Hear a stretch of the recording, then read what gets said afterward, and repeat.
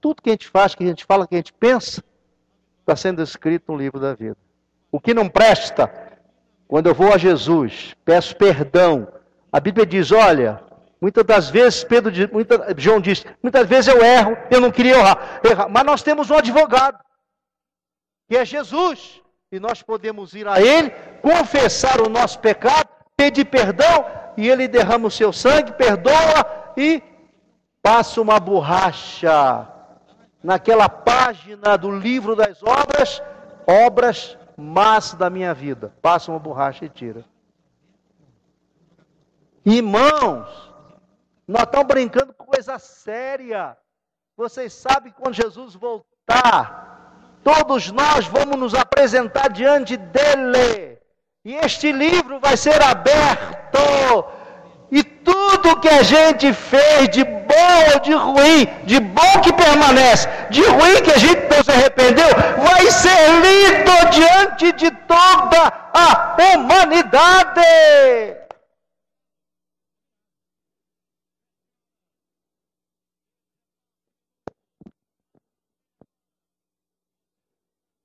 Bom, deixa para lá, né, irmão?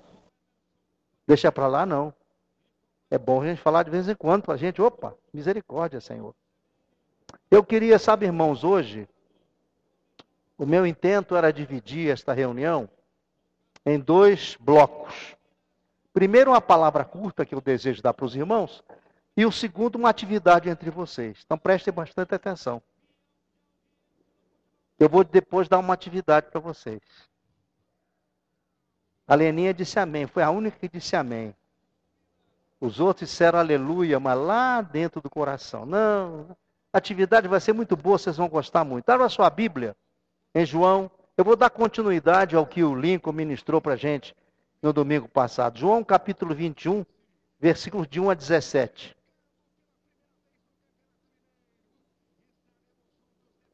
Aliás, eu não vou nem ler o 17, vou ler só até o 14. Acharam? João, Evangelho segundo São João, capítulo 21. Do versículo 1 ao versículo 14. Depois disto, tornou Jesus a manifestar-se aos discípulos junto do mar de Tiberíades. E foi assim, ou o mar da Galileia, e foi assim que ele se manifestou. Estavam juntos. Simão Pedro, Tomé, chamado Dídimo, Natanael, que era de Caná, da Galileia, e os filhos de Zebedeu, e mais 2 dos seus discípulos, ao todo 7 irmãos. Nós ouvimos uma palavra, até o Lincoln fez uma referência, vamos dar uma paradinha aqui, na terça-feira passada, no Conselho dos Pastores, não sei se o Lincoln estava nessa hora, no início da reunião, teve uma meditação, achei muito interessante, o mensageiro baseou-se naquela passagem de Gênesis, quando os homens intentaram fazer uma torre de Babel que chegasse até Deus. E Deus, passando pela terra, viu e ficou preocupado. Porque havia uma unidade entre o povo. Todos queriam aquela construção. E Deus disse, olha, esse povo vai conseguir o que quer, se eu não tomar uma providência. Porque é um só o pensamento deles. E a palavra foi a seguinte, olha, irmãos, nós podemos nos unir para fazer coisa boa e podemos nos unir para fazer coisa que não presta. Às vezes nós conseguimos intentos em coisas que não prestam. Por quê? Porque é um princípio que Deus estabeleceu. A unidade produz realidade, seja ela boa ou seja ela ruim. Se de repente um grupo da igreja se levanta para começar a trabalhar contra um outro irmão, uma outra irmã, um obreiro, uma obreira, um líder, meus irmãos, se o Senhor não intervir, se o Espírito Santo não intervir, coisa ruim também pode chegar a alguns malefícios. Então diz a palavra que Deus interveio, ou interviu, e fez o quê? Fez uma mistura de línguas. Aí ninguém entendia o que ninguém falava, aí pronto, aí eles não puderam construir a Torre de Babel. A unidade é uma bênção quando ela está sendo orquestrada diante do Cordeiro de Deus. Amém, irmão? Aqui eram 7 discípulos. Ao todos, quantos discípulos eram nesse tempo, irmãos? Vocês que são rápidos para pensar, quantos discípulos eram neste momento da ressurreição de Jesus? Quantos? 11. Por quê? Porque um deles havia se suicidado, Judas. Muito bem, então eram 11. Estavam 7, faltaram 4. Estes 11 estavam sendo, por certo, conduzidos, pastoreados, orientados por Pedro. Irmão, a responsabilidade de um pastor, a responsabilidade de um pai, a responsabilidade de um condutor de vidas é algo muito sério. Os irmãos que já casaram, que não demora muito, demora muito é a expressão, não é, irmão Tiago e Lenin? Demora muito é assim, alguns anos, filhos, não é? Os outros que estão namorando, que pretendem casar, uns já estão com data marcada de casamento, até estão deixando lembretes lá no quadro de anúncio. Não se esqueçam que em junho eu vou casar, aleluia. Bem, irmãos, nós precisamos de saber que nós que seremos ou somos condutores de vida, nós temos muita responsabilidade. Porque quando nós estamos conduzindo pessoas, as pessoas estão olhando para a gente. Estão olhando para a gente. Os filhos olham para os pais. Por que muitas das vezes na escola, um filho que não é bem tratado, bem conduzido, bem amado, bem assistido, bem envolvido pelo amor, pela graça, pelo companheirismo, pela amizade do pai, o menino pega e transfere a pessoa do pai para a escola. Transfere para o professor, transfere para o diretor. Então, muitas das vezes ele é rebelde, ele é agressivo. Por quê? Porque ele tem no seu coração uma imagem negativa do seu pai, uma tristeza, uma ferida no seu coração. E ele agride o professor. Ele gostaria de agredir o pai, mas ele sabe que se agredir o pai, ele vai passar apertado. Então ele agride o professor, agride o diretor, agride um colega. Tudo aquilo que ele transfere à pessoa, que ele está tendo dificuldade de se relacionar, ele então começa a jogar em cima dela tudo aquilo que traz negativismo através de um relacionamento na sua vida. E aqui está Pedro, irmãos, que responsabilidade. Diz a palavra no versículo 3, leiam. Disse-lhes Simão Pedro, vou pescar. Sabe o que Pedro quis dizer aqui? Vou voltar à prática antiga. Vou voltar à prática antiga. Depois vocês vão ver aqui no relato final os motivos que o fez pescar. Mas a impressão que a gente tem é que ele sentiu saudade da pesca. Ele e os outros estavam curtindo assim um momento de solidão, um momento de expectação, um momento de incerteza, não tinha um planejamento, não tinha nada para o presente, não tinha nada para o futuro. Eles estavam sem saber o que fazer. E por certo, Pedro sentiu que pescando aquilo seria um lenitivo, seria uma forma de relaxamento, uma forma de conciliar aquela situação tão incerta que pairava na sua vida, embora o Senhor Jesus já estivesse aparecido para eles algumas vezes. Mas há determinados momentos da nossa vida, determinadas circunstâncias, que parece que a manifestação de Jesus torna-se imperceptível. A palavra que a gente tem ouvido, tem recebido, que na hora que recebeu, glória a Deus, aleluia. Mas naquele momento, irmãos, de dificuldade, de luta, às vezes de opressão, depressão, de preocupação, solidão, a gente parece que a tendência da gente é se esquecer de tudo quanto a gente já ouviu de Jesus. Então eu quero dar o seguinte tema para vocês: a diferença entre o homem carnal e o homem espiritual. A diferença entre, não sei se vai dar tempo da segunda parte, irmãos, que a hora passa correndo, né?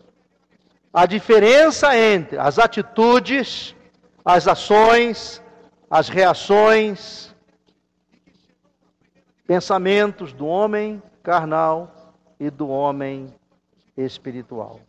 Os irmãos sabem, o apóstolo Paulo nos diz, na sua primeira carta aos Coríntios, no capítulo 2, versículos 14 e 16, e capítulo 3, versículo de 1 em diante, diz que existe o homem natural. É o homem que não aceita e não entende as coisas do Espírito. Para ele isto é loucura. O homem carnal é aquele que ouviu, aceitou, recebeu a graça de Jesus, recebeu o Espírito Santo, mas ainda continua sujeito à sua vontade. O comando do homem carnal é a sua vontade, é a sua razão, é a sua mente, é a concepção das coisas que ele acha que devem ou não ser aceitas. E o homem espiritual é aquele que já não anda segundo a carne, já não anda segundo a sua vontade. Não mais eu vivo, mas Cristo vive em mim, diz o apóstolo Paulo. Então, é o homem que não tem mais o seu ego como seu comando, mas tem o Espírito Santo de Deus como seu comando.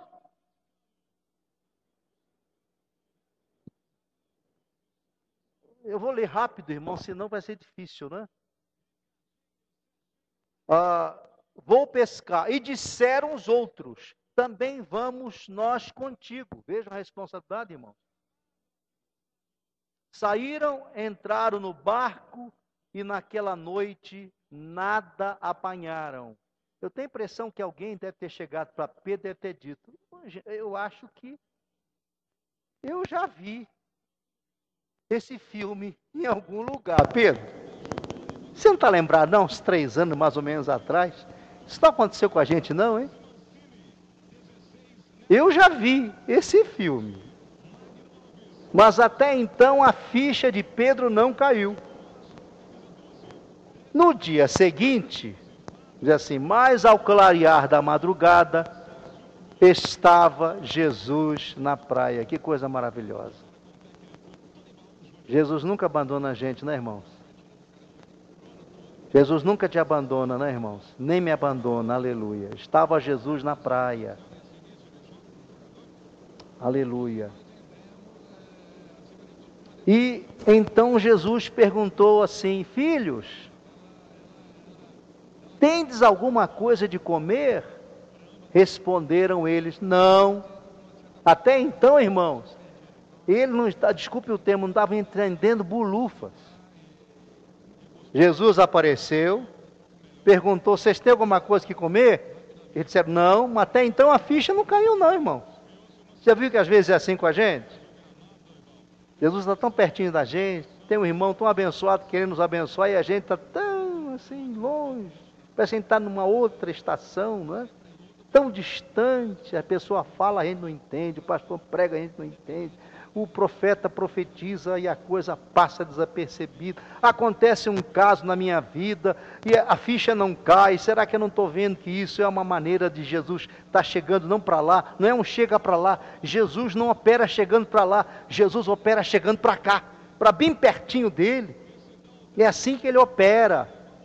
E a gente às vezes, irmãos, custa entender, e o ruim é que esse custar da ficha cair faz com que um processo de sofrimento, processo de inquietação, um processo de desajustamento, um processo de tristeza, sabe, de solidão. Às vezes nós passamos por determinados processos que, se a nossa ficha caísse logo no início, evitaria uma série de transtornos na nossa vida, irmãos. Se logo que a coisa começasse a acontecer, a gente chegasse para Jesus, reconhecesse que Jesus está ali, abrisse o coração e falasse para Jesus tudo o que está acontecendo, a gente evitaria tantos dissabores, tantos transtornos, tantos desajustes, tantas derrotas na vida da gente, irmãos. Tantos prejuízos. Tantos prejuízos. Não pegamos nada. Aí Jesus disse: lançai a rede à direita do barco e achareis. Assim fizeram e já não podiam puxar a rede, tão grande era a quantidade de peixes. Aquele discípulo a quem Jesus amava, quem era esse discípulo? João, o apóstolo do amor. João, a quem Jesus amava. Ele amava os outros também, mas tinha assim uma atenção para João, porque João era muito meigo com ele. Então, aquele discípulo a quem Jesus amava, disse para Pedro: é o Senhor. Aí a ficha de João caiu. Assim que a ficha de João caiu, opa, Pedro também. E diz a palavra, irmãos, que assim que João falou a Pedro: é Jesus. Simão Pedro, ouvindo que era o Senhor, cingiu-se com sua veste, porque se havia despido, e lançou-se ao mar. Pedro sempre foi assim, muito temperamental, ele sempre foi explosivo, não é? Os outros, através de João, viram, mas ficaram no barco. Mas João não. João era impaciente, e Pedro era impaciente, e ele estava com CD só com roupas de baixo, né? Estava assim a túnica, ele pôs a túnica e foi no mar, correu para se encontrar com Jesus. João sempre foi afoito, ainda bem que era afoito só para as coisas ruins, não, era afoito para as coisas boas também, não é? Ele correu para encontrar-se com Jesus. E meus irmãos, diz mais a palavra, mas os outros discípulos vieram no barquinho, vieram remando, puxando a rede. A gente às vezes é tão afoito para encontrar com Jesus que esquece dos irmãos, esquece às vezes de ajudar os irmãos. A gente resolvendo a situação da gente, encontrando com Jesus, os outros que se danem.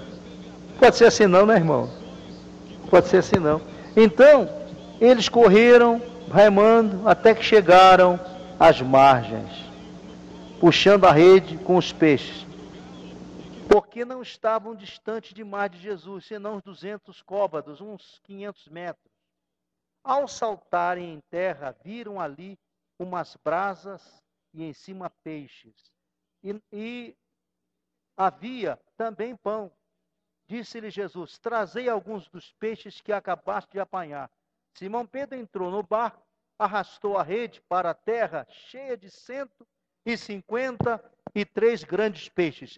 E não obstante serem muitos tantos peixes, a rede não se rompeu.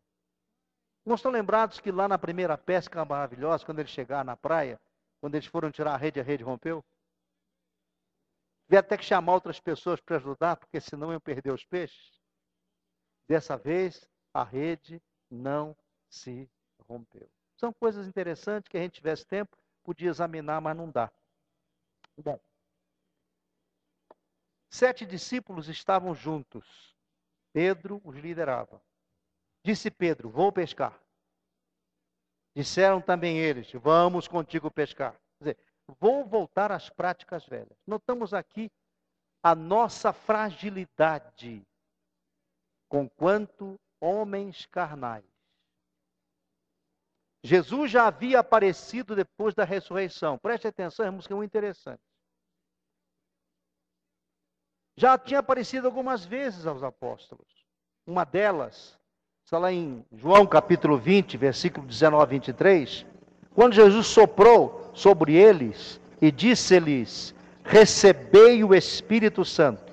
Agora, já possuíam o Espírito Santo, já haviam recebido pelo Espírito Santo soprado de Jesus neles. Eles tiveram a experiência da salvação. Até então, eles não eram salvos. Eles estavam com Jesus, andavam com Jesus, gostavam de Jesus, eram abençoados, mas não tinham experimentado ainda a salvação, porque quem opera a salvação, Jesus disse, quando o Espírito Santo for derramado, ele vai convencer os homens do pecado, da justiça e do juízo. Eu posso pregar, eu posso distribuir uma palavra, eu posso dar um testemunho, mas quem converte as pessoas que estão com a gente, que moram com a gente, que trabalham com a gente, que estudam com a gente, é o Espírito Santo que está em cada um de nós. Então, irmãos, você vê aqui que aqueles discípulos naquela hora receberam o Espírito Santo e foram transformados pelo Espírito Santo em uma nova criatura. Mas eles ainda, escutem, eles possuíram o Espírito, mas até então não haviam sido possuídos pelo Espírito Santo. Uma coisa é possuir o Espírito Santo, outra coisa é ser possuído pelo Espírito Santo. Eu posso me converter, porque quem me converte é o Espírito Santo. Eu posso ter a graça de Jesus, ter o meu nome no livro escrito da vida, mas ainda continuar homem carnal. Quando eu falo homem, eu estou falando genericamente. Homem carnal é o homem que tem o Espírito Santo, mas que continua conduzindo a sua vida segundo a sua vontade, a sua capacidade, o seu querer, o seu sentimento, o seu temperamento. Ele ainda está preso às coisas nele. Ele não está preso às coisas que Deus colocou nele. Vamos mais para frente. Então eles demonstraram fragilidade, ou prazer, ou a necessidade de sustento. Irmãos, enquanto eles estavam andando com Jesus, eles nunca tiveram necessidade de nada. Nunca tiveram necessidade de nada. A gente entende, às vezes, por um versículo só. A gente lê um texto, e este versículo revela a gente algo maior. Então, se você depois ler em casa, Lucas capítulo 8, versículo de 1 a 3, você vai ver que o médico amado, o doutor Lucas, diz que Jesus andava de cidade em cidade, de aldeia em aldeia, pregando e anunciando o evangelho do reino de Deus, e os 12 iam com ele. Os 12 estavam com Jesus. E também algumas mulheres que haviam sido curadas de espíritos malignos e de enfermidades, entre elas Maria Madalena, da qual saíram 7 espíritos demoníacos, Joana, mulher de Cusa, procurador, meus irmãos, de Herodes, era uma mulher de destaque na sociedade, Susana e muitas outras, as quais lhes prestavam assistência com os seus bens. Eram mulheres que ofertavam, que davam dinheiro, que mantinham a vida de Jesus e a vida dos 12 apóstolos, alimentação, roupa, calçado, viagens. Eles não passavam fome. É bem verdade, Jesus podia. Tanto é verdade que um dia, quando eles chegaram numa cidade e que lá os cobradores de impostos estavam onde eles chegaram, Jesus não tinha dinheiro naquele instante. Jesus pediu a Pedro que jogasse o seu caniço de pescar e pegasse um peixe. E o peixe que ele pegasse, abrisse a sua boquinha. E quando Pedro pescou aquele peixinho e abriu a boquinha. Dentro da boquinha do peixe estavam algumas pratinhas, dinheiro. E ele pegou aquele dinheiro e pagou o imposto. Embora, vocês sabem, Jesus não precisava de pagar imposto. Vocês sabem disso, não sabem? Quando Davi venceu Golias, havia uma promessa do rei. O vencedor de Golias teria a mão da filha em casamento e a isenção de impostos para toda a sua parentela. Então Jesus não precisava de pagar imposto, porque Jesus fazia parte da genética de Davi. Mas ele não quis criar problemas, ele tinha outra forma, muito mais prática. Né? Para ele isso era comum, para a gente isso é quase que impossível. Mas para Jesus, vai lá, pega um peixe, abre a boca, tira as pratinhas lá de dentro, paga o imposto e acabou. Então, irmãos, aqueles discípulos que andavam com Jesus nunca haviam passado necessidade. Nunca haviam passado fome, a não ser as vezes que Jesus tirava para jejuar com eles. Nunca passaram fome. Como o povo, como Lincoln nos falou no domingo passado, o povo que estava caminhando lá no deserto, Deus provia todas as necessidades do povo. A roupa não se gastava, as sandálias não se consumiam, eles tinham comida todas as manhãs, tinham água que brotava da rocha, eles nunca tiveram necessidade. As nossas necessidades são em Cristo supridas. Davi disse: olha, já fui moço e agora eu sou velho, mas eu nunca vi um justo passar necessidade, e nem a sua descendência. Você crê nisso, irmão? Você crê nisso, irmã? Amém. Agora esses discípulos se veem sem Jesus. E é lógico, eles eram humanos, começaram a sentir fome. De repente não tinha, o tesoureiro tinha se suicidado, que era Judas, né? Não tinha lá a sacolinha do dinheiro, passar a sacolinha, não tinha a sacolinha, porque Judas havia suicidado. De repente, não é? A estrutura do corpo de discípulos foi abalada. Aparentemente, temporariamente, aquela estrutura atrapalhou que aqueles homens continuassem a caminhar dentro dos propósitos eternos de Deus. E aí, meus irmãos, Pedro resolveu pescar. Muito bem. Pedro estava dando uma declaração de desistência, irmãos.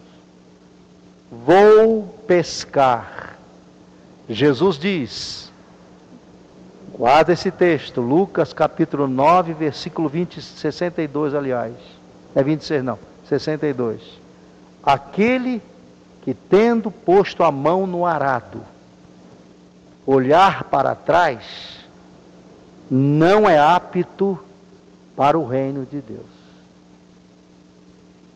Aquele que tendo colocado a mão no arado, olha para trás, não é digno do reino de Deus. O que quer dizer isso? Você quer trabalhar para Jesus. Você é um moço chamado, um irmão chamado. Aí você vem, se apresenta, se entrega, começa a ser cuidado, acompanhado, discipulado, preparado, capacitado. E no tempo certo você é separado, ungido, e começa então a arregaçar suas mangas e dar continuidade. Ele não vai começar a trabalhar depois de ungido, não. Ele tem que começar antes para demonstrar que ele é realmente capacitado, qualificado e está pronto para servir a Deus. Aí começa a trabalhar. Aí, meus queridos, começam as lutas, começam as provas. Você acha que nesses 45 anos de ministério, eu nunca fui tentado a parar, não, irmãos? Você acha que nos dias que eu estou vivendo, volta e meia, o diabo não diz, rapaz, chega, Você já fez muito para Jesus.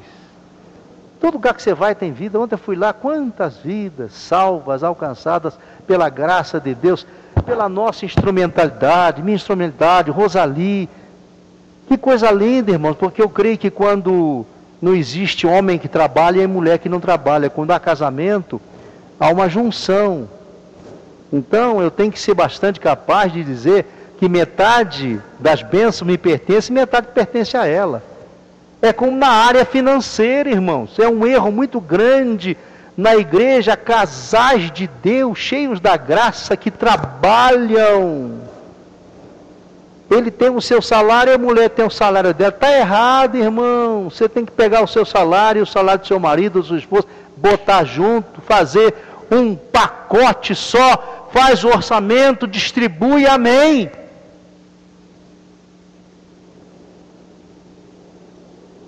Existem irmãos que ganham mais do que irmãos. Tem um emprego melhor do que irmão. Irmão, às vezes fica acanhado, procura pastor, mas como é que eu faço? Ela ganha mais do que eu. Irmão, ela não ganha mais do que você, não. O salário, quem deu foi Jesus. Então, juntos os dois salários formam um só. Não tem maior, não tem menor. Existe um só salário que vai ser a manutenção do casal e da família.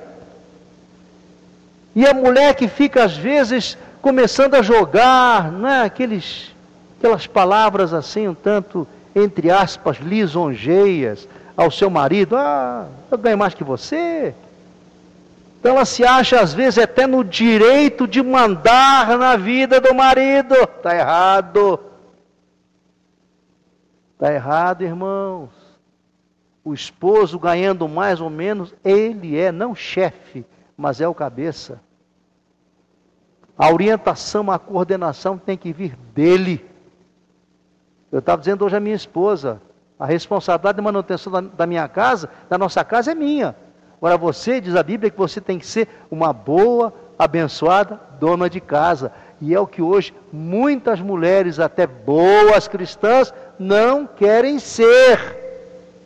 Há muitas décadas, pastor, não tem tempo. Tem. Você pode trabalhar. A palavra diz que nós temos 24 horas no dia. Não é possível que em 24 horas você não tenha a sabedoria de Deus para fazer uma boa distribuição no seu tempo, ser mordoma ou ser mordomo e saber distribuir bem o tempo para sobrar tempo para ficar com o esposo, com os filhos, tempo para você orar com o seu marido, com a sua esposa, tempo para você sair um pouquinho, curtir a mulher. Irmão, tem marido que não curte a sua mulher, acha que já está velho, ó, eu estou novo para curtir minha mulher. Se você não quer curtir a sua, está errado. Sai um pouquinho com a sua esposa, irmão. Vai num barzinho, pega lá uma garrafinha de Coca-Cola. Não precisa gastar muito não, é o prazer de sair. O João faz isso com a sua esposa. Eu fiquei tão feliz quando eu fiquei sabendo que às vezes ele vai vender alguma mercadoria fora de Belo Horizonte, na hora que os dois estão sozinhos, né? Ele pega a mulher e leva ela. Que coisa boa, irmãos, é isso. E a Zilma vai curtir João. Amém. Ela não fica curtindo solidão. Curte João. É melhor curtir João do que solidão. É verdade, irmãos, isso é de Deus, não existe isto. Agora, sabe, irmãos, eu acho que isto já acontece, já é uma coisa que se transformou num estigma até dentro do cristianismo. Você vê aqui no tempo de Jesus, Lincoln, diz que as mulheres, até aquelas da alta sociedade, e aqui você vê que o evangelho, ele não tem dificuldade de entrar em casebres, em choupanas, em vilas, em palácios. O evangelho é para todos.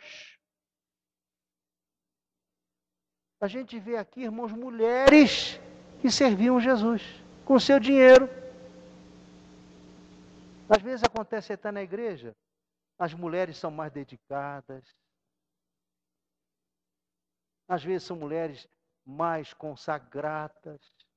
Desculpe, irmãos, mas existem casais, graças a Deus, porque isso não acontece na nossa comunidade não, né, Lincoln? Mas existem casais que a mulher é consagrada e o marido é um boiola.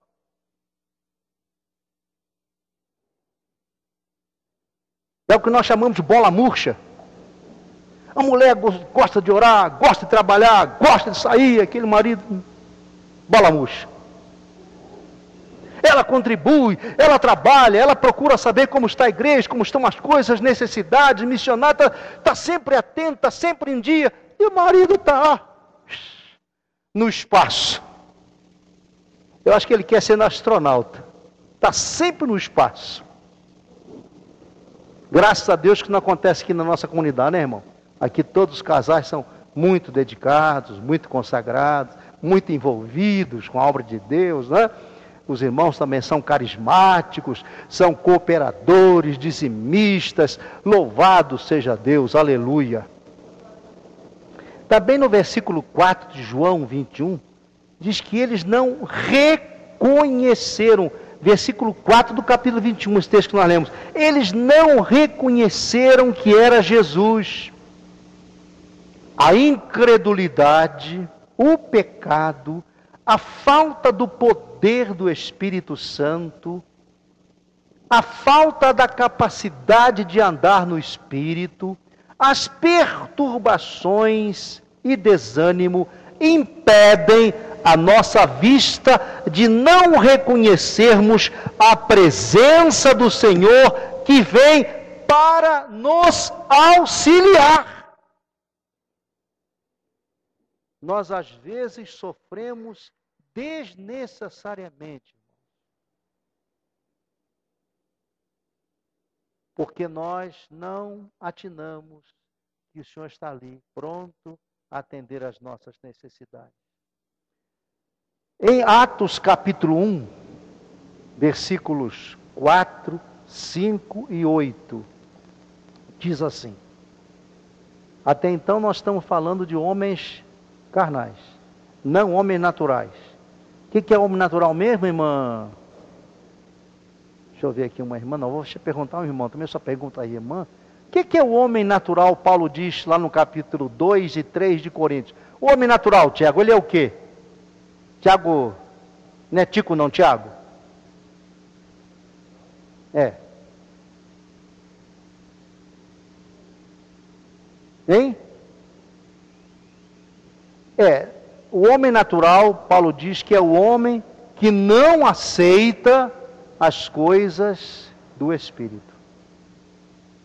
É o homem incrédulo. O homem não é bem incrédulo, não. É o homem que não experimentou ainda a conversão na sua vida. Porque tem muito crente convertido que é incrédulo. Somente quando ele é carnal, não é espiritual. Ainda tem domínio do seu ego na sua vida. Então, até então a gente está lidando com discípulos, seguidores de Jesus, primeiro naturais. Depois Jesus soprou sobre eles o Espírito e eles se converteram, passaram a ser crentes carnais. Ah, pastor, por quê? Porque Pedro, Jesus já tinha ressuscitado, já tinha aparecido a eles, já tinha assoprado sobre eles o Espírito Santo, eles já tinham uma experiência com Jesus, sabiam que Jesus era vivo, eficaz, e ele disse: vou pescar.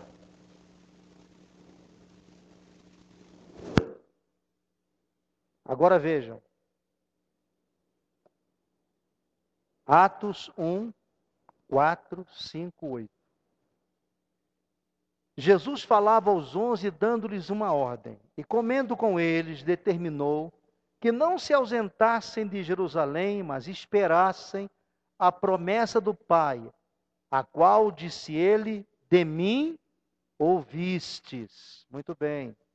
Porque, na verdade, João batizou com água, mas vós sereis batizados com o Espírito Santo, não muito depois destes dias. E então recebereis poder ao descer sobre vocês o Espírito Santo. E quando o Espírito Santo descer sobre vocês, tomar vocês, ungir vocês, vocês serão minhas testemunhas.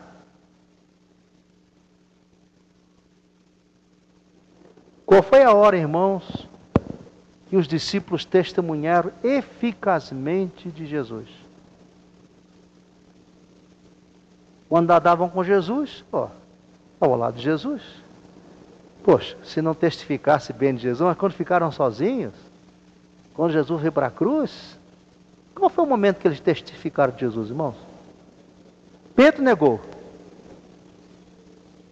Jesus ressuscitou, andou com dois no caminho de Emaús, andou, conversou, falou, e eles não conseguiram perceber que era Jesus, irmãos. Eles só atinaram, a ficha só caiu quando Jesus entrou em uma hospedaria a convite deles, porque a palavra diz que eles não sabiam que era Jesus, mas a palavra de Jesus fazia com que o coração deles ardesse. O coração ardia, mas eles não perceberam que era Jesus. Às vezes se ouve uma palavra, um testemunho, um fato que acontece com você, uma experiência, uma graça, o seu coração arde, você se enche emocionalmente de gozo, de satisfação, mas passou aquele momento, passou aquela hora, passou aquele instante, é como se nada tivesse acontecido, irmãos.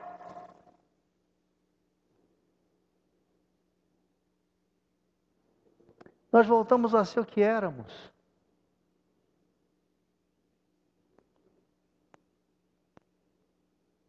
Então Jesus disse, vocês serão minhas testemunhas. Eles não eram.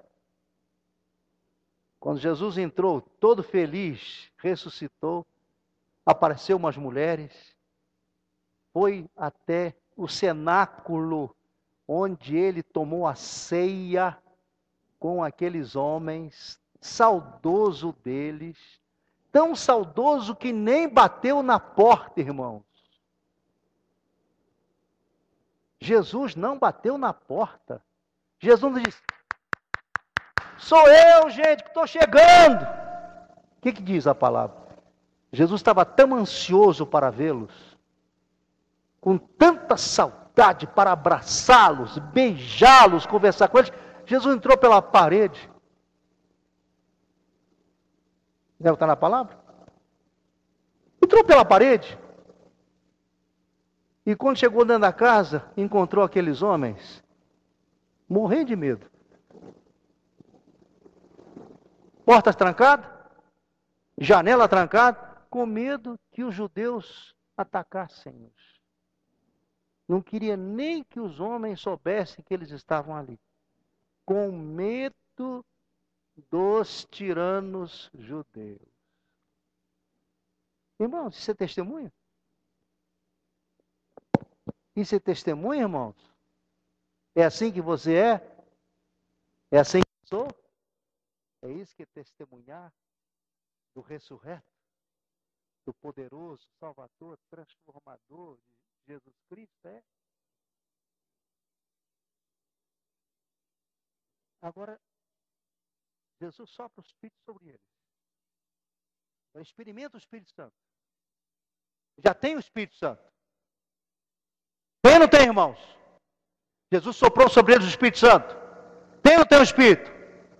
Era um boneco. Deus veio, assoprou sobre as suas narinas e o boneco se transformou numa alma viva. Tinha vida ou não? O boneco deixou de ser inerte, inanimado, passou a ter vida. Os discípulos deixaram de ser naturais e passaram a ser carnais. Tanto é que quando Pedro sentiu fome, ou sentiu assim um estresse, ou sentiu um desejo de entrar no barco, é tão bom remar um bocado, não é? Arejar a cabeça, ele nem se lembrou que Jesus havia ressuscitado. Não foi capaz de dizer aos outros 6, gente, vão ajoelhar aqui, ele já ressuscitou, ele pode ouvir a gente, ele pode vir aqui onde a gente está, ele pode começar a dar as diretrizes para a gente, ele pode dar as coordenadas, ele pode começar a criar desde já, sentar com a gente, pegar um papel e escrever o que a gente vai fazer daqui para frente.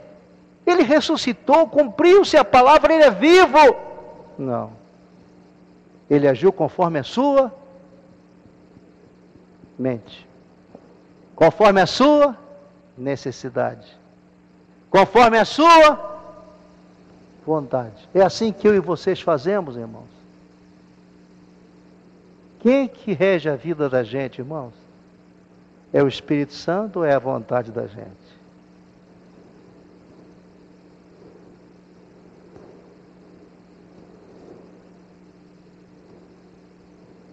Isso é coisa séria, irmãos. Isso é coisa séria. Muito séria. Aí Jesus diz, olha, vocês serão minhas testemunhas, tanto em Jerusalém, como em toda a Judeia, Samaria e até os confins da terra. Aqui estava, meus irmãos, o milagre da transformação de homens carnais para homens espirituais. Lincoln, irmão, se eu chegar num bar, estou com muita sede, se eu chegar num bar, numa casa, na casa do irmão, fazer, irmão, me dá um copo com água. Se esse irmão trouxer um copo de água, irmã Iracema, você chega na sua casa e pedir, Iracema, me dá um copo com água. Se você trouxer um copo com 2 palmozinhos de água, eu não posso brigar com a irmã, não. Tá, pastor, você não pediu um copo com água? Aqui tem água, toma. Então eu posso ter um copo com água e o copo não está cheio d'água. Eu posso ter o Espírito e não estar cheio do Espírito.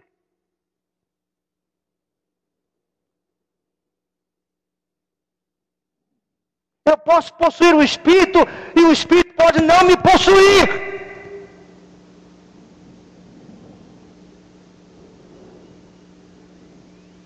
Eu sou salvo, tenho meu nome escrito no livro da vida, estou batizado nas águas, estou na igreja, aleluia, estou meu dízimo, mas mesmo assim eu ainda tenho a tutela e o comando da minha vida. Eu ainda dou as minhas coordenadas. Não é o Senhor Jesus, não é o Espírito Santo, sou eu.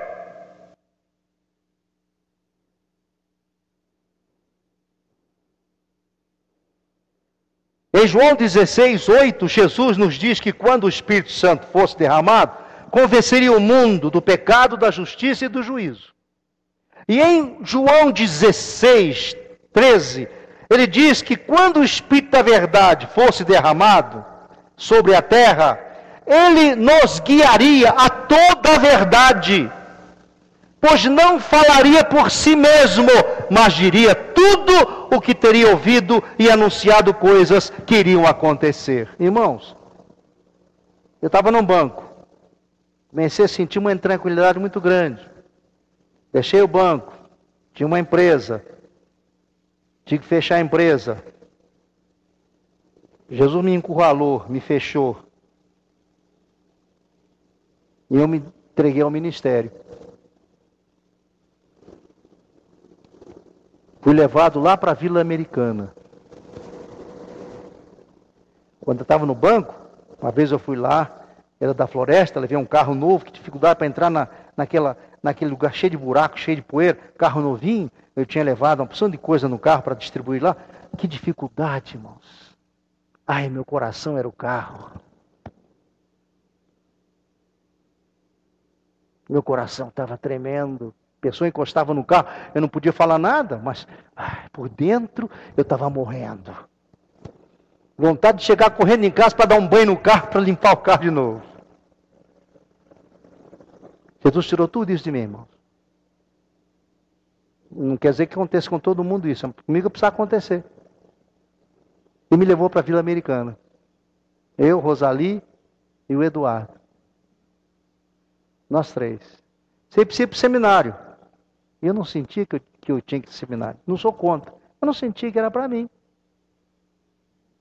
Botei meu pé no chão, meu coração no chão, meu rosto no pó, meu joelho na terra, trabalhando, descendo, subindo, descendo. Comprei lá na Betânia um megafone de pilha, botava no ombro, a Juscelene deve lembrar, ela era pequenininha, tomava mamadeira nesse tempo, era novinha. Ela estava começando a dar os primeiros passos de cristã, né? De cristã, mas era novinha mesmo. E meus irmãos, eu saía com megafone, Na rua. Uma vez eu parei numa esquina, comecei a ministrar a palavra e orar pelo povo. Aí eu tomei um susto assim, gente, sou eu? Sou eu que estou aqui com esse sapato todo empoeirado? E naquele tempo tinha que usar terno e gravata, sabe, irmãos? Pastor era terno e gravata, era aparamentado. E eu de terno e gravata subindo e descendo o morro na Vila Americana com megafone. Foi assim que Jesus começou a trabalhar comigo, irmãos. Foi assim.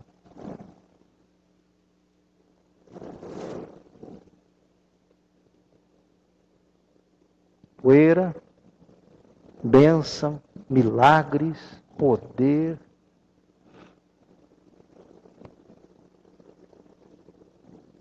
Se eu tivesse tempo de contar alguma coisa, irmãos, só escrevendo um livro, né? Ele vos guiará. Eu e os irmãos somos guiados por quem? Quem nos guia? Você cresceu? Quando você resolveu entrar numa faculdade para fazer um curso, quem te deu a orientação para aquela matéria que você começou a estudar?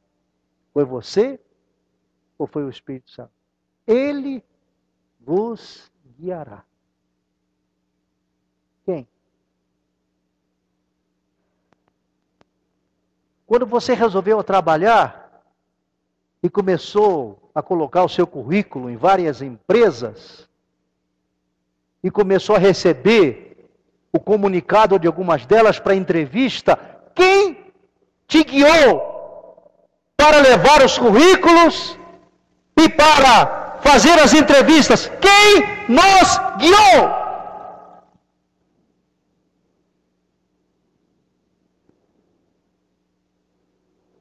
Comprou uma propriedade? Quem te guiou? Vendeu uma propriedade? Quem te ordenou? Comprou um carro?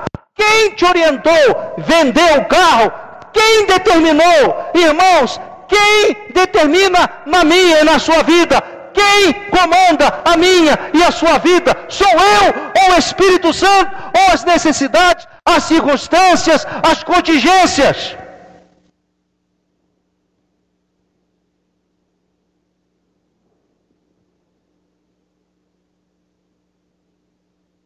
Você vai casar? Quem te guiou?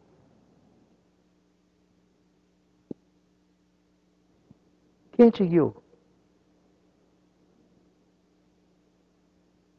Quem te levou a esse moço? Quem te trouxe a esta moça? Quem te guiou?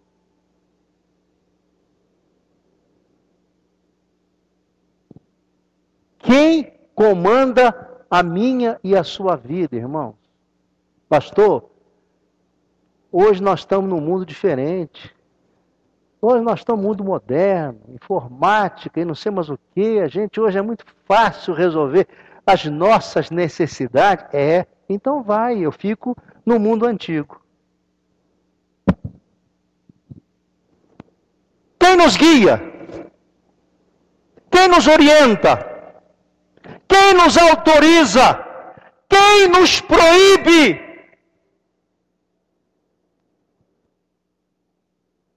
Se você é homem carnal, tudo bem.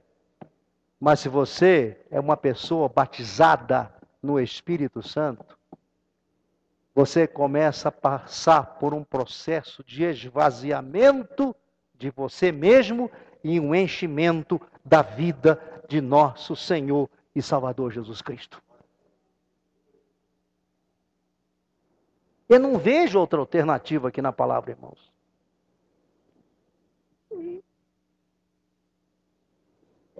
Quando Jesus enviou os 70 homens lá em Lucas capítulo 10, versículo 3, ele disse assim: olha, eu estou enviando vocês como cordeirinhos para o meio de lobos.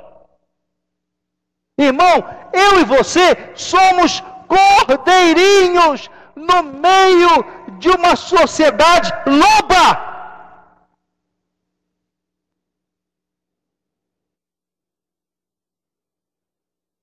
Eu não tenho condição de falar, mas em outra oportunidade, o salmista no Salmo 115 diz: minha é a terra e dos meus filhos que eu gerei. Minha é a terra. Não sabia que há uma diferença de terra e mundo? Há uma diferença muito grande de terra e mundo. Numa oportunidade que eu tiver, eu vou mostrar para vocês. A Bíblia diz que o mundo jaz nas mãos de Satanás, mas a terra não. A natureza geme, diz Paulo em Romanos, a natureza geme esperando o fluir dos filhos de Deus na terra.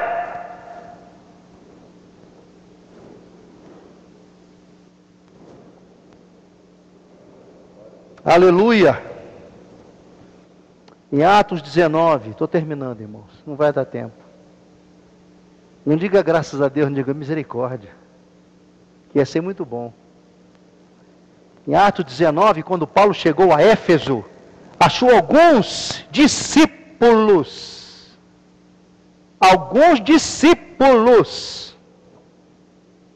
e perguntou-lhes se já haviam sido revestidos do Espírito Santo.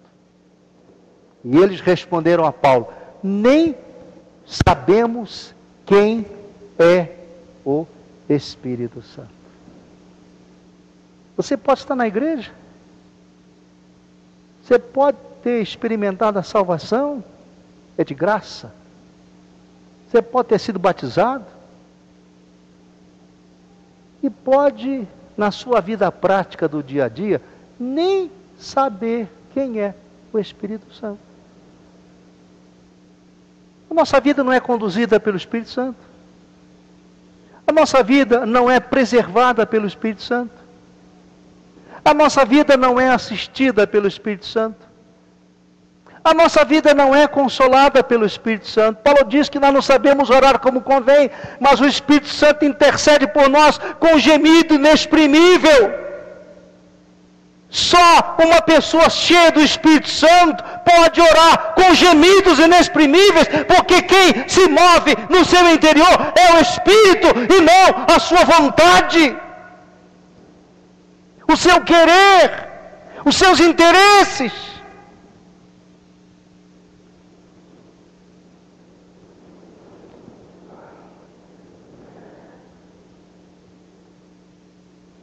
Muitos de nós não sabemos, mas vivemos como se soubéssemos.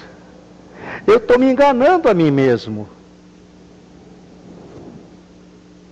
Eu fui batizado nas águas, fui membro de uma igreja evangélica muito fechada, batista, fechada, não podia cinema, não podia jogar bola, alguns critérios para televisão. Assim, sabe, irmãos? Tinha uma opção de cerquinha. Um dia eu perguntei: gente, eu estou numa igreja que prega não pode, mas nunca pregou pode. O que eu posso? Eu só sei o que eu não posso. Eu preciso saber o que eu posso, senão eu saí de um mundo cruel e entrei numa igreja trancada, então eu nunca vou saber o que eu posso. Não pode cortar cabelo, não pode usar calça comprida, só pode usar cinto de tantos metros, tantos centímetros. Isso é escravidão, irmãos. Eu saio de uma escravidão do mundo e entro em outra escravidão. Mas mesmo assim, irmãos, é a maneira que muitas igrejas, antigamente, principalmente, que não tinham o conhecimento do revestimento do Espírito Santo, usavam para poder preservar a vida dos seus membros. Hoje, irmãos, não precisa nem ter cerca. Você está aqui, não tem cerca nenhuma, você pode ir para onde você quiser. Você está aqui por causa de Jesus. Você está aqui por causa do pasto. Você está aqui por causa da palavra, da visão. Você está aqui por causa de um compromisso que você tem com Jesus. Você está aqui porque você quer florescer onde você foi plantado. É por isso que você está aqui, irmão. Não tem cerca nenhuma. Não tem cerca nenhuma. E diz a palavra que então, Paulo impondo-lhes as mãos, veio sobre eles o Espírito Santo, e tanto falavam em línguas como profetizavam. Irmãos, há quanto tempo você não... Aliás, eu queria fazer uma pergunta. Quantos irmãos que estão aqui são revestidos do Espírito Santo? São batizados com o Espírito Santo? Deram um mergulho no Espírito Santo? E porque foram batizados com o Espírito Santo, tem a evidência do poder, da plenitude do Espírito Santo. Falam em línguas, interpretam, têm visões, têm dom de cura, dom de milagres, dom de discernimento. Só tem estes qualificados do ministério, do caráter de Jesus, aquele que é revestido do Espírito Santo. Se você é salvo, mas ainda não é revestido, se você tem o Espírito, se você possui o Espírito, mas não é possuído pelo Espírito Santo, estes qualificados sobrenaturais do Espírito Santo, nem eu, nem você temos.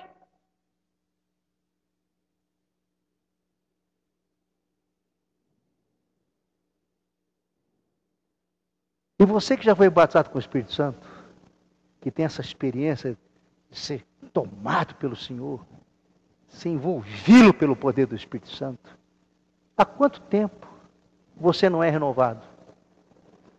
Há quanto tempo você não é avivado? Há quanto tempo você não sente santas emoções? Só em momentos especiais. Gosto muito de Monte, Lincoln. É uma bênção, te abençoo para ir lá.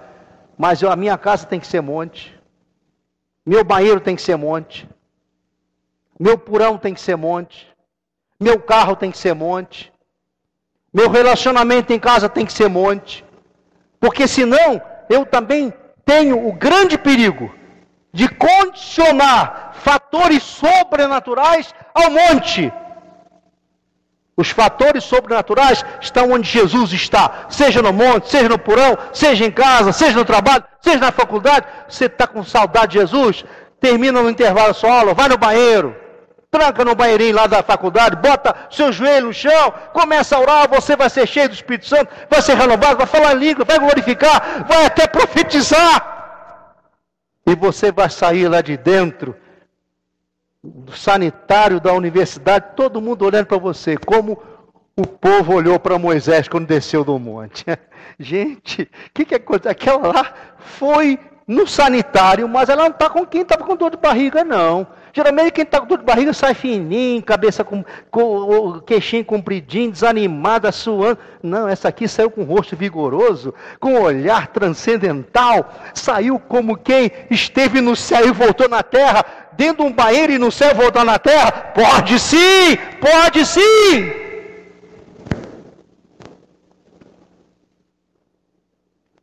E o que eu tinha vontade de fazer hoje, irmãos, era exatamente isso. Era até um tempo, em grupinhos menores, para a gente buscar o Senhor. Buscar enquanto se pode achar, invocar enquanto está perto. Porque eu quero dizer uma coisa a vocês para terminar. Escutem bem. Jesus não olhava para Pedro, não olhava para Tiago, nem João, nem Lucas, nem Paulo, nem para Apolo, nem para Timóteo, nem para Rui, nem para Lincoln, nem para Fernanda, nem para Alex. Jesus não olha para a gente, ele olha para o que está dentro da gente. Jesus não dá uma ordem de comando para a gente, dá uma ordem de comando para o Espírito que está dentro da gente. Você não é bonzão não, irmãos. É o Espírito que está dentro de você que te torna capacitado para fazer a obra de Deus.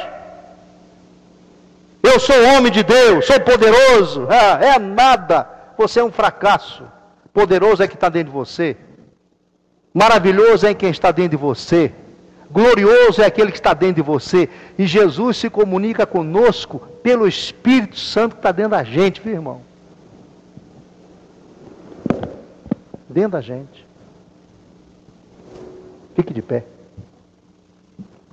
Vou parar por aqui que já são 8h15. Oh, Jesus. A palavra de Jesus não nos achata, irmão. A palavra de Jesus não nos achata.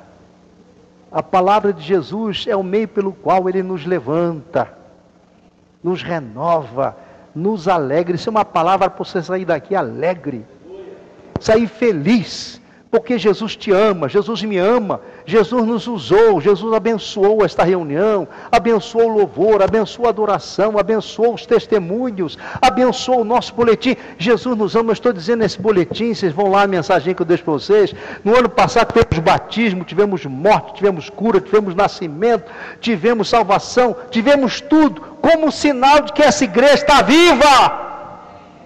O diabo quer dizer que nós estamos mortos, mas não estamos não, irmão. Nós estamos mortos, é para ele, para o mundo, mas nós estamos vivos em Cristo Jesus, e nada vai impedir que esta igreja cresça, progrida, avança e receba do poder de Deus a capacidade de destruir as procelas do mal, não que vem contra a gente, mas nós é que vamos contra elas, em nome de Jesus. Na terça-feira lá, quando eu saí do Getsemane, eu fiz um propósito de apresentar aos pastores.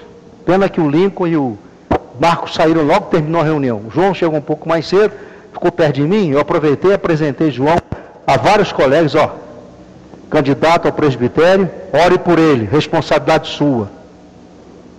Se eu tivesse feito isso com o Daniel, lá em Matozinhos, a coisa tinha sido outra. Eu deveria ter procurado os pastores de Matozinhos, pego o Daniel e falar, responsabilidade de vocês. Vocês conhecem o Daniel? Não? Então procurem conhecê-lo. Procurem conviver com ele. Vê se ele está aprovado, se ele é homem de Deus, se ele pode realmente ser consagrado pastor. E é assim que eu vou fazer daqui para frente, irmãos. Não vou impor as minhas mãos precipitadamente, irmão, como diz o apóstolo Paulo. Quero que os irmãos conheçam os pastores em Belo Horizonte. Quero que eles saibam que vocês vão ser ordenados não para serem obreiros e presbíteros da comunidade evangélica. Vocês vão ser separados e consagrados para serem presbíteros do reino de Deus. Amém, irmãos?